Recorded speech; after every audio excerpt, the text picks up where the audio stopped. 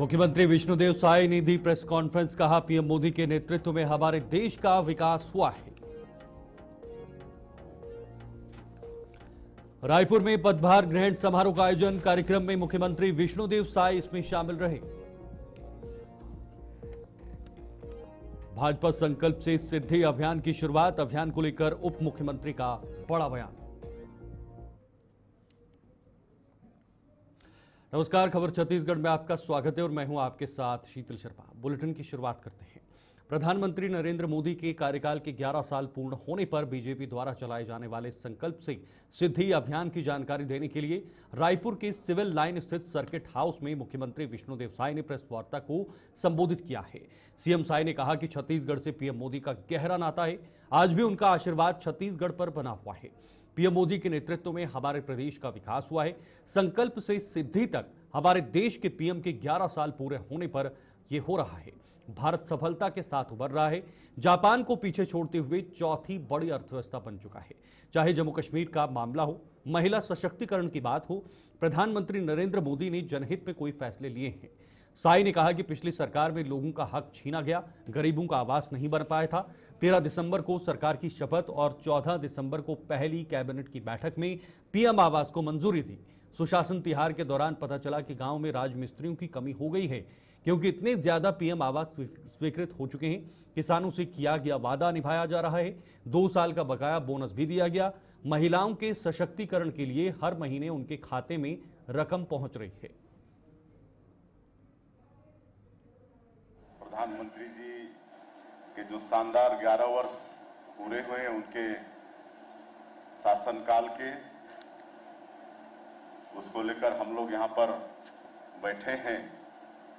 और आप सबको मालूम है कि छत्तीसगढ़ से माननीय प्रधानमंत्री जी का गहरा लगाव है। जब छत्तीसगढ़ राज्य नहीं बना था, मध्य प्रदेश में थे, उस समय वो संगठन के प्रभारी थे। और छत्तीसगढ़ राज्य बना तो संगठन प्रभारी के नाते बहुत बार उनका छत्तीसगढ़ आना भी हुआ। और हम ये कह सकते हैं कि संगठनकर्ता के रूप में उन्होंने छत्तीसगढ़ का चप्पा चप्पा छान मारा होगा। एक एक जिले में उनका प्रवास होगा। और आज भी प्रधानमंत्री के रूप में छत्तीसगढ़ के ऊपर में उनका आशीर्वाद बराबर बना रहता है। आप सबको मालूम है कि मोदी जी का ये 11 साल का कार्यकाल बहुत ही ऐतिहासिक रहा है। और भारत चौतरफा सक्षम और सबलता के साथ उभरा है। माननीय प्रधानमंत्री जी के नेतृत्व में आज आर्थिक क्षेत्र की बात करें तो हमारा ये देश जापान को पछाड़ते हुए चौथी सबसे बड़ी अर्थव्यवस्था बन चुकी है। और जर्मनी को भी पीछे छोड़ते हुए तीसरे आर्थिक ताकत के रूप में पहुंचने के करीब में है। इस हम सब लोगों के लिए बड़े सौभाग्य की बात है। 11 वर्षों में पूरा देश को मालूम है कि जो जम्मू कश्मीर के अंदर धारा 370 का मामला हो या सीएए का मामला हो, चाहे मुस्लिम महिला के सशक्तिकरण के लिए ट्रिपल तलाक बिल पास करने की बात हो, ये सबको बड़े ताकत के साथ माननीय प्रधानमंत्री जी ने पास कराया है। और हम लोगों का सौभाग्य है कि जो 2023 के विधानसभा चुनाव में छत्तीसगढ़ की जनता ने मोदी जी के जो वादा पर, जिसका नाम हम लोग मोदी की गारंटी दिए, उस पर विश्वास किया और हम लोगों को सरकार में बैठाया। तो आज हम लोग को करीब 16-17 महीने हुए हैं। ये आदरणीय मोदी जी का आशीर्वाद ही है कि हम लोग मोदी की गारंटी को पूरा कर पाने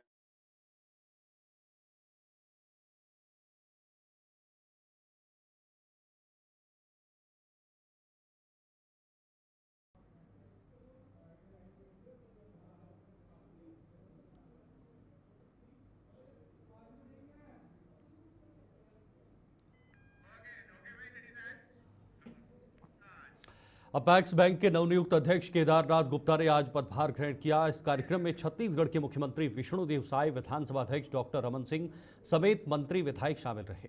इस दौरान अपेक्स बैंक के नवीन शाखा फरसाभार का भी वर्चुअली शुभारंभ किया गया। सीएम साय ने केदार गुप्ता को बधाई देते हुए कहा कि उनका काम करने का लंबा अनुभव है, सहकारिता घर घर तक पहुंचाएंगे, यह विश्वास है।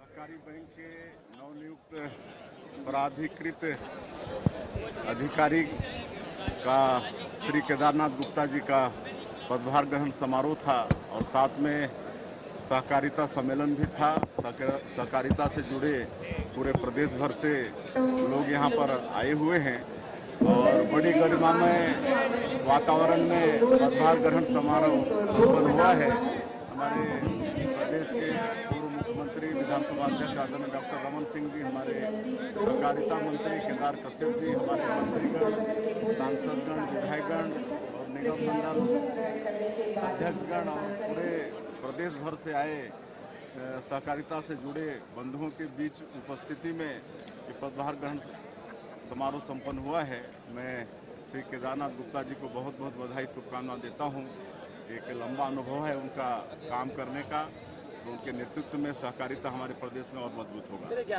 मैं छत्तीसगढ़ प्रदेश के सभी किसान भाइयों को, प्राधिकृत सोसाइटी के अध्यक्षगणों को, प्रबंधकों को और माननीय मुख्यमंत्री जी को, श्री विष्णुदेव साय जी को, विधानसभा अध्यक्ष पूर्व मुख्यमंत्री माननीय डॉक्टर रमन सिंह जी को, माननीय केदार कश्यप जी को और भारतीय जनता पार्टी के प्रदेश संगठन को, राष्ट्रीय संगठन को बहुत धन्यवाद देता हूं कि मुझे इस महत्वपूर्ण दायित्व के लिए योग्य समझा और मैंने जिम्मेदारी दी है।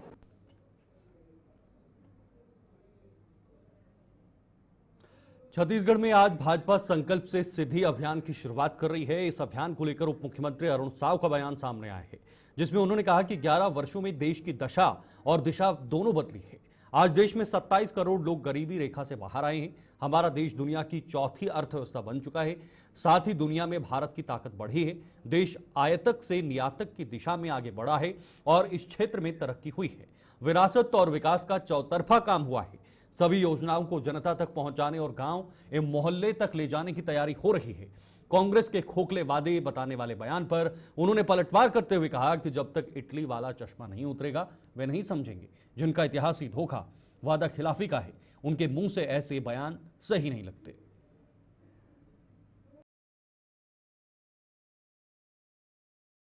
देश में प्रधानमंत्री माननीय नरेंद्र मोदी जी को प्रधानमंत्री के रूप में काम करते हुए 11 वर्ष पूरे हुए हैं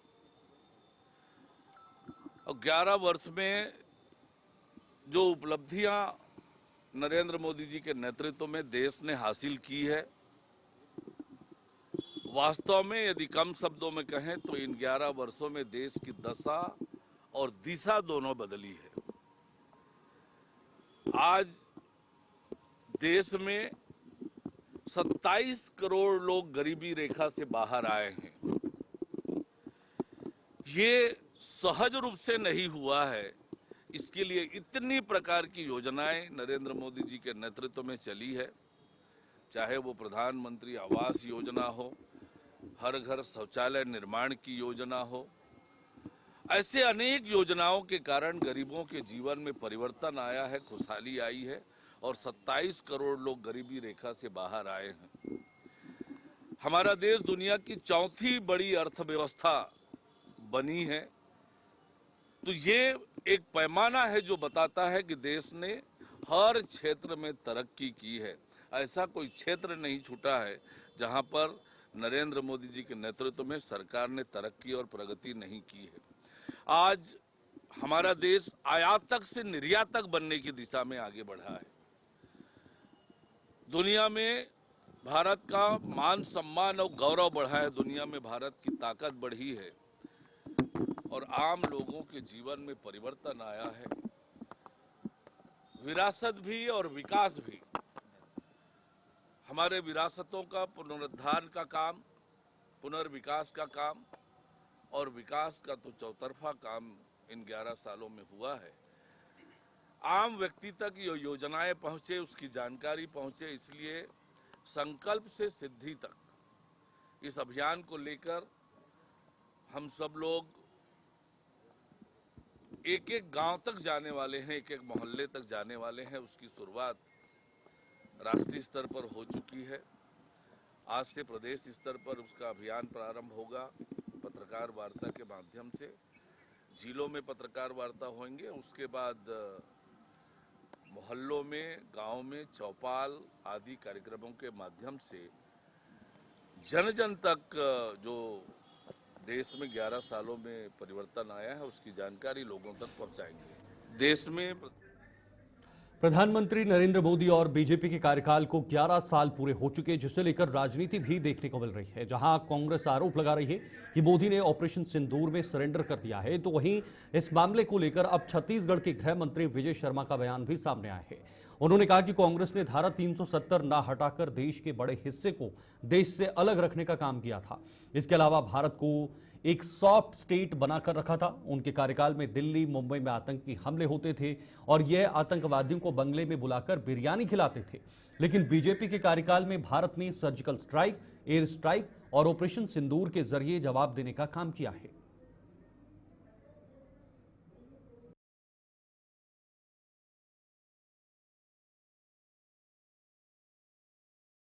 कांग्रेस ये बताए कि इतने दिनों तक 370 की धारा को क्यों छाती से लगाकर रखे रहे, क्यों भारत के बड़े भूभाग को भारत से अलग करके रखे रहे, क्यों एक देश में दो विधान, दो प्रधान, दो निशान चलता रहा, क्यों 370 को हटाने के लिए कभी कोई कवायद नहीं की उन्होंने।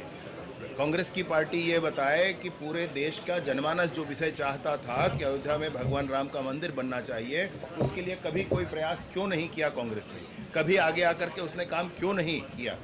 मैं ये पूछना चाहता हूँ कि जितने दिनों तक कांग्रेस ने सरकार, भाई 17 साल नेहरू जी प्रधानमंत्री रहे, 15 साल इंदिरा गांधी प्रधानमंत्री रही, 10 साल मनमोहन सिंह प्रधानमंत्री रहे हैं, 5 साल नरसिम्हा राव जी प्रधानमंत्री रहे हैं, 2.5-3 साल शास्त्री जी रहे हैं और अनेक इनके नेता प्रधानमंत्री रहे। भाई ये लंबी फहरिस्त है, आप समझें।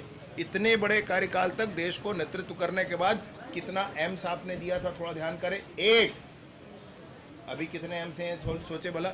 आप ये बताएं कि आपको ध्यान है कि अटल टनल नहीं बनता था तो अब जो स्पीति का एरिया हुआ करता था वो 6 महीने 8 महीने तक देश से कटा रहता था। वो उस पास से, रोहतांग पास से आगे नहीं जाया जाता था। क्यों नहीं अटल टनल बनाया? कोई भी टनल क्यों नहीं बनाया? क्यों नहीं सूझा आपको कि ये बनाना है करके? क्यों भी सीमा प्रांतों पर जितने टनल आज बनाए गए उतने नहीं बनाया उन्होंने? सीमा प्रांतों पर जितनी सड़कें बनाई गई वो नहीं बनाया उन्होंने। आप एक बार जा करके आज लद्दाख देख कर आए, कैसी सड़क है बताएं। मैं आपसे पूछना चाहता हूं कि देश की सुरक्षा के लिए जितने भी आयुध के निर्माण हमारे देश में आज शुरू हुए वो पहले क्यों नहीं हो पाए? जितने मेडिकल कॉलेज आज देश में शुरू हुए वो पहले क्यों नहीं हो पाए? ये क्या किया था कांग्रेस ने अपनी सरकार में, ये पूछना चाहता हूं मैं। क्यों ऐसा हुआ कि एक बांध के निर्माण का काम नेहरू जी शुरू करते हैं और पूरा कराने का काम नरेंद्र मोदी जी करते हैं? आपको ध्यान होगा ये विषय। मैं आपसे निवेदन पूर्वक कहना चाहता हूं कि ऐसे कितने ही निर्माण कार्य हैं, चाहे वो नेशनल हाईवेज के हों, चाहे वो इंफ्रास्ट्रक्चर डेवलपमेंट के हों, इंस्टीट्यूशंस को रिफ्रेश करने का काम है। बहुत सारे प्रावधानों को समाप्त करके नए प्रावधान लाने का विषय है।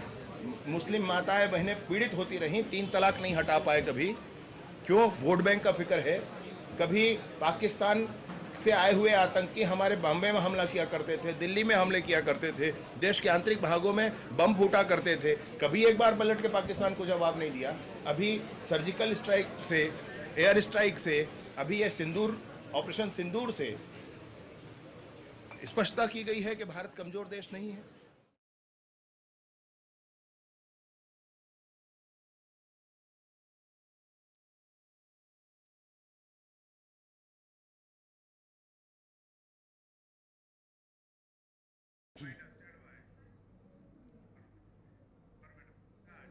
खबर छत्तीसगढ़ में फिलहाल के लिए इतना ही। वक्त एक छोटे से ब्रेक का है, आप बन रहिए।